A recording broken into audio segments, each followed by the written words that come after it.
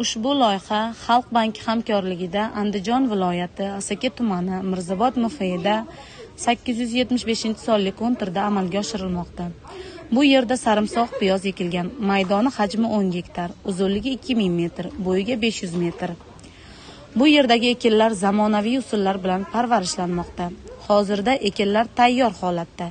Ekinlarni yetishtirish 180 kun davom etadi.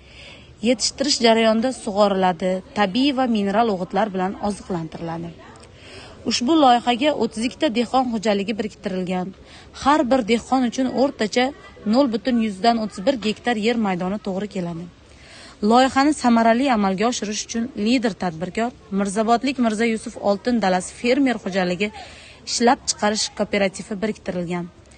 Ushbu loyiha bo'yicha har bir gektardan 10 tonna, jami 100 tonna hosil olish rejalashtirilgan. Mazkur ekin yig'ishtirib olingandan so'ng ikkinchi ekinga ham sholi ekish rejalashtirilgan. Bu orqali yer egalarining daromadlari yanada oshirib boriladi.